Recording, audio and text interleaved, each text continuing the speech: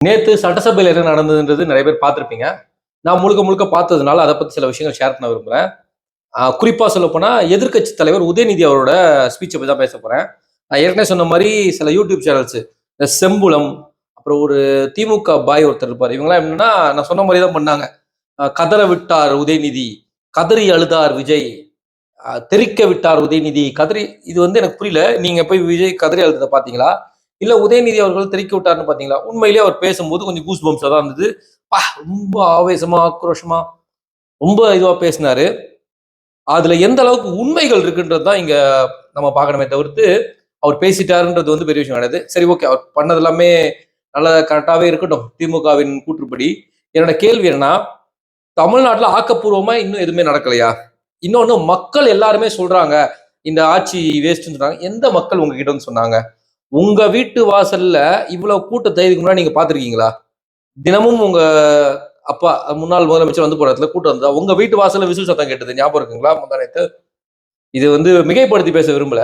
நான் என்ன சொல்ல வரேன்னா, நிறைய கட்சிகள் எதிர்கட்சியா இருக்கட்டும், உங்க கூட்டணி கட்சிகளா இருக்கட்டும், இல்லைன்னா வந்து எதிர்க்க என்டிஏ கூட்டணியில இருக்க கட்சிகளா இருக்கட்டும், அவர் செஞ்சதுல போற்றத்தக்க விஷயங்கள் இல்லையா?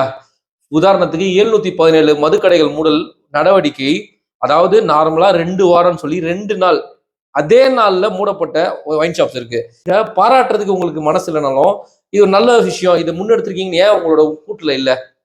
தருமபுரியோட எம்எல்ஏ இவங்க அன்புமணி அவரோட மனைவி வந்து தெளிவா சொன்னாங்க, தருமபுரி நான் கஷ்டப்பட்டோம், இதை நீங்க எடுத்த நடவடிக்கை 3 வந்து மிக மிக வரவேற்கத்தக்கது அப்படின்னாங்க. அது உண்மையிலேயே ஒரு நல்ல ஒரு எடுத்துக்காட்டா இருந்தது. அதே மாதிரி கோயம்புத்தூர்ல சில மக்கள் வந்து பேட்டி எடுக்கும்போது சொன்னாங்க, ஆமா இதை வந்து மூடிட்டாங்க. பஸ் டிரைவர் சொல்றாங்க எங்களுக்கு அவ்வளவு கஷ்டமா இருக்கும் சாயங்காலம் வண்டி ஓட்டுறதுக்கு. அது இது என்னன்னா 2 வாரம் சொல்லி 2 நாள் கூட இல்ல, அன்னைக்கு சாயங்காலமே மூடினதுக்கு ஒரு இன்னொரு இன்ஸ்டாவில் ஒரு ஸ்கூல் கரஸ்பாண்ட் பேசுறாங்க, 40 வருஷமா நாங்க இந்த இடத்துல ஒரு ஒயின் ஷாப் எடுக்கிறதுக்கு போராடிட்டு இருக்கோம், எங்களால முடியல. ஆனா இவர் வந்த உடனே எடுத்தது வந்து ரொம்ப ரொம்ப ரொம்ப எங்களுக்கு வந்து பெருமையா இருந்தது, இது வந்து ரொம்ப ஆக்கப்பூர்வமா இருந்தது. நாங்க இதெல்லாம் சரி, ஓகே, இதெல்லாம் விட்டுருங்க. நீங்க பேசினதுக்கு வருவோம். புஷ்பா ஆட்சி. புஷ்பா ஆட்சினா என்ன சார்? நீங்க சொல்லுங்க. இந்த அரசியல் மேடையில நாங்க பார்க்கலன்னு நினைச்சீங்களா? நிறைய விஷயத்த சட்டையை கிழிச்சிட்டு வந்ததெல்லாம் கூட நாங்க பார்த்துருக்கோம் சார். உங்களோட அதிகபட்ச நம்பிக்கையில தான் நீங்க இந்த வாட்டி தோத்தீங்க. உங்களுக்கு உளவுத்துறை என்ன சொன்னாங்களா எனக்கு தெரியாது. ஆனா நீங்க அதிகமா நம்பிட்டீங்க. நம்ம தான், விஜய் சொன்ன தான் நாம தான் அப்படின்னு நீங்க நினைச்சீங்க. அதுதான் உங்களோட முதல் அடி. அதை நீங்க புரிஞ்சுக்கல. நீங்க ஜெயிச்சதுமே வந்து கடவுளுக்கு நன்றி சொல்லுங்க. நீங்க ஜெயிச்சதுக்கு கடவுள் நம்பிக்கை. ஏன்னா ஒருவேளை நீங்க ஜெயிக்காம இருந்தீங்கன்னா இன்னைக்கு எதிர்கட்சி தலைவரா உங்க குடும்பத்துல இருந்து யாருமே இருந்திருக்க மாட்டாங்க. அந்த ஒரு இடத்துல உங்க கடவுள் காப்பாத்திட்டான்னு வச்சுக்கோங்க. யோசிச்சு பாருங்க, இன்னைக்கு நீங்க இல்ல, நீங்களும் தோல்வியை சந்திச்சிருந்தீங்கன்னா இன்னைக்கு எதிர்கட்சியில் யார் உட்கார்ந்துருப்பா? குடும்ப அரசியல் பண்ணிட்டு இருக்கவங்கள குடும்பத்துல யாருமே இல்லாம KN நேரு உட்கார வச்சிருப்பீங்களா, இல்ல OPS உட்கார வச்சு யாரும்? ஏன்னா மூத்த அமைச்சர்களுமே யாருமே இல்லையே. உங்க லிஸ்ட்ல யாருமே இல்லை. 15 பேர் வாஷ் அவுட் ஆயிட்டாங்களே. உங்க மேல நிறைய மரியாதை இருந்தது சார். ஏன்னா நீங்க வந்து முதல் யங்ஸ்டர்ஸா என் கண்ணுக்கு தெரிஞ்சீங்க. வந்தீங்க, அந்த புதுசுல நீங்க திருவள்ளிக்கல்ல பண்ண விஷயங்கள்லாம் ஆட்டடா, இப்படி ஒரு ஆள் நான் எதிர்பார்த்தோன்ற மாதிரி இருந்தது. ஆனா காலப்போக்கில் என்னாச்சு? உங்க அப்பா உங்களுக்கு மினிஸ்டர் பதவி கொடுக்கும்போது நீங்க வேணாம்னு சொல்லிருக்கணும். திமுக தோல்வியில உங்களோட துணை முதலமைச்சரோட பங்கு, நீங்க ஆனந்தரோட பங்கு எவ்வளவுன்னு உங்களுக்கு தெரியுமா? பொதுமக்கள் மத்தியில் என்ன பேசுறாங்கன்னு தெரியுமா? எங்களுக்குள்ள நாங்க குரூப்பா பேச எவ்வளவு பேசிருக்கோம் தெரியுமா? அதை பத்தி நீங்க மக்கள் பேசினாலும் சொல்லாதீங்க. எந்த மக்களுமே அவதூறா பேசின மக்கள் கூட, வேணா நினைச்ச மக்கள் கூட சில விஷயங்களுக்கு வரவேற்பு கொடுத்திருக்காங்க. அதே மாதிரி நேற்று ஒருத்தங்க இந்த ஒரு இன்ஸ்டாகிராம் வீடியோ போறாங்க, பஸ்ல வந்து டிக்கெட் எடுத்துட்டாங்களா, அப்படி முடிஞ்சு போச்சு, வீடியோ பேர் இருந்துன்னு. என்னோட சொந்தக்காரர் வந்து பஸ்ல டிரைவரா இருக்காரு. அவர்கிட்ட நான் பேசின வரைக்கும் அப்படிலாம் ஒண்ணுமே இல்லை, எல்லா பஸ்லயும் ஃப்ரீ போயிட்டு தான் இருக்கின்றாங்க, பிங்க் பஸ் வீடியோ பேருந்து போயிட்டு தான் இருக்கின்றாங்க. எதுக்கு இந்த மாதிரி வன்மத்தை கக்குறீங்க? ஒரு மாசம் கூட உங்களால காத்திருக்க முடியாதா? அதுக்குள்ள நீங்க உங்க வன்மத்தை கக்கணுமா? ஆக்கப்பூர்வமான எதிர்கட்சியா இருப்பீங்கன்னு பார்த்தா சரி, ஓகே, நேற்று நீங்க வெளிநடப்பு பண்ணீங்க இல்லையா, இதுல என்ன சாதிச்சிட்டீங்கன்னு சொல்லுங்க பார்க்கலாம் எனக்கு. அதாவது 22 பேர் தான் இப்ப எதிர்ப்பு, நீங்க இருந்துதான் 85 பேரா இருக்கும்ல. நீங்களே எதிர்ப்பு கம்மி பண்ணிட்டீங்க. இப்ப நான் சந்தேகம் பண்ணுவோம்ல, விஜய் நீங்க காசு வாங்கி வெளியே போயிட்டீங்களான்னு சந்தேகமா இருக்கு. ஏன்னா நேற்று வெளிநடப்பு பண்றதுக்கு என்ன காரணம்னு யாராவது சொல்ல முடியும்? ஏதாவது ஒரு ஒரு ஆக்கப்பூர்வமான காரணம் சொல்லுங்க பார்க்கலாம் வெளிநடப்பு பண்றதுக்கு. நீங்க ஒண்ணு நாங்க பங்கேற்கலன்னு சொல்லிருக்கலாம், இல்ல மறுப்பு தெரிவிச்சிருக்கலாம், இல்ல இல்லன்னு சொல்லிருக்கலாம், இல்ல எந்திரிச்சு வெளியே போறதுக்கு என்ன இருக்குது? நேற்று பெருசா ஒன்று நடக்கவே இல்லையா?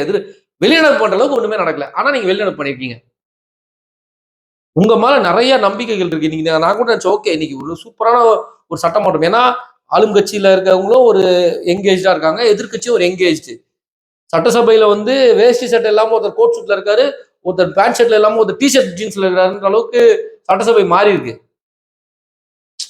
இன்னுமே யோசிச்சு பாருங்க, நீங்க வந்து ஒரு சட்டசபைக்கு போறீங்க, டிஷர்ட் போட்டு போயிருங்களா சார்? புதுசா இருந்தது எனக்கு. ஏன் ஒயிட் ஷர்ட் போட்டு போலாமே? பேண்ட் ஷர்ட் ஒயிட் ஷர்ட் சரிங்க, அது உங்களுக்கு தனிப்பட்ட விஷயம். நீங்க சட்டசபை கொடுக்க மரியாதை அது வேற விஷயம் தான். அதை பத்தி நான் பேச விரும்பல. ஏன்னா உங்களுக்கு சொம்பு தூக்குறவங்க எல்லாம் செம்மையா சொம்பு தூக்குறாங்க. கோர் லெவல்ல சொம்பு தூக்குறாங்க.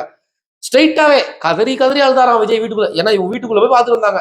இந்த தம்ப்லைன் போன பாருங்க, ஒரு முஸ்லீம் பாய் அவர், ஐயோ அவர் அதுக்கு மேல விஷயங்கள்லாம் உண்மைனா உண்மையா ஏத்துக்கணும். இந்த மாதிரி பொய்யான வந்தீங்களா பரப்பாதீங்க. நீங்க நேற்று பேசுனதுல பாதிக்கு மேல உண்மையே கிடையாது. அதுக்கான ப்ரூஃப் உங்ககிட்ட கிடையாது. ஏன்னா அரசியல்ல சாணக்கியத்தனம் வந்து உங்க தாத்தாவுக்கும் உங்க அப்பாவுக்கும் தெரியாதவனும் விஜய் தெரியாம இல்ல. நீங்க சொன்னது கரெக்டாவே இருக்கட்டும். அவர் வந்து அங்க போய் ட்வீட் பண்ணியிருக்காரு. அவரோட பெரும்பான்மை நிரூபிச்சு ஆகணுமே. ஏன்னா நீங்க எப்ப கால வாருவீங்கன்னு நல்லா எங்களுக்கு தெரியும். நீங்க எப்ப வேணாலும் கால வார ரெடியா இருப்பீங்க. நீங்க எதுக்காக சப்போர்ட் பண்ணீங்கன்றது வரைக்கும் எங்களுக்கு தெரியுமே. பிஜேபி உள்ள வந்தா என்ன நடக்கும்ன்றது உங்களுக்கு தெரியும். யாரை நோண்டுவாங்கன்னு உங்களுக்கு தெரியும். உங்களை நோண்டாம இருக்கிறதுக்காக நீங்க தான் கொடுத்ததுன்றது எங்களுக்கு தெரியும். அதெல்லாம் தாண்டி ஒருத்தங்க வந்தாங்க அப்படின்னா அவங்களுக்கு நேரம் கொடுக்கணும், காலம் கூட நீங்க உங்க எக்ஸ்பீரியன்ஸ் இருக்கு தெரியுமா, அதை வச்சு நீங்க சொல்லலாம். இந்த மாதிரி நாங்க இந்த விஷயம் பண்ணியிருந்தோம், இதை நிறுத்தாதீங்கன்னு சொன்னா அது நல்ல விஷயம். அதுக்கு அவரும் உடனே ரிப்ளை கொடுத்தாரு. அவங்க அவங்க ஆட்சியில கொண்டு வந்த எந்த நல்ல திட்டமும் நிறுத்தப்படாதுன்னு தகவல் கொடுத்துட்டாங்க. அதை வந்து நீங்க ஆக்கப்பூர்வமா, நீங்க செயல்திறன் மூலியமா, நீங்க சொன்னீங்க இல்லையா அந்த பண்டிட்டு உண்மை அது தப்பு தான், ஆனா உடனே அது வந்து வாபஸ் வாங்கிட்டார்ல. நீங்க சொன்னதை ஏத்துக்கிட்டாங்கல்ல. இந்த இது சரி ஓகே இதை நான் எடுத்தாச்சுல்ல. ஆக்கப்பூர்வமா இருந்தா ஆக்கப்பூர்வமா பதில் நீங்களும் இருங்க சார். மக்கள் உங்களுக்கும் ஓட்டு போட்டு அதே மாதிரி 24% ஓட்டை வாங்கிட்டு 34% ஓட்டு போட்டு நீங்க போட்டி போறது நல்லா இருக்கா? ஏன் உங்க கூட்டணி கட்சியில் ஓட்டை கழிச்சிட்டு பாருங்க உங்க ஓட்டு எண்ணிக்கைய. அதாவது தாவேக்காக்கு எதிராக கிட்டத்தட்ட 66% மக்கள் ஓட்டு போட்டிருக்காங்கன்னா திமுக 75% மக்கள் ஓட்டு போட்டிருக்காங்க சார். ரேஷியோஸ் பாருங்க. அப்ப நீங்க அதை வந்து பேசினா உங்களுக்கு எவ்வளவு கஷ்டமா இருக்கும்? மனசு கஷ்டமா இருக்காது? இல்ல எல்லா நேரமும் நீங்க என்ன ஆட்சி அமைக்கும் போது 100% ஓட்டுல ஆட்சி அமைச்சிட்டீங்களா? உங்களை மைனாரிட்டி திமுகன்னு கூப்பிட்டுருக்காங்க, ஞாபகம் இருக்குல்ல? அந்த டைலாக்ஸ் எல்லாம் மறந்துட்டீங்களா? நீங்க எப்படி வந்து பிஜேபிக்கு சென்ட்ரல் கவர்மெண்ட்டுக்கு ஒரு பேர் வச்சிருந்தீங்களோ வச்சு பிரபலமாக, உங்களுக்கு மைனாரிட்டி திமுக பேரும் இருந்துச்சு. ஒருவேளை நீங்க ஜெயிச்சு ஆட்சி அமைச்சா நீங்க அதே மைனாரிட்டி தான் வந்திருப்பீங்க. பட் லக்கிலி நீங்க வரல, அந்த பேச்சு வந்து தப்பிச்சிட்டீங்க. ஒன்றிய அரசு மாதிரி நீங்க மைனாரிட்டி திமுக இருந்த காலத்தை மறந்துட வேண்டாம். என்னைக்குமே சொல்றேன், காலம் சில விஷயங்களை மறக்காது, மன்னிக்காது, ஆனா திருப்பி கொண்டு நிறுத்தும். நீங்க நல்ல ஆக்கப்பூர்வ சக்தியா வரணும் தான் என்னோட ஆசை. அது வழியில போங்க. உங்களோட பேச்சு வந்து சில விஷயங்கள் ஏத்துக்கிற மாதிரி இருந்தாலுமே சில விஷயங்கள் நல்லா இல்லை. இன்னொன்னு நீங்க சொன்னதுல எதுவும் ப்ரூஃப் இருக்க மாதிரி தெரியல. இன்னொன்னு நீங்க வெளிநடப்பு பண்ணது முற்றிலுமான தப்பான ஒரு விஷயம். நன்றி. என் பேர் மேக்ஸ்.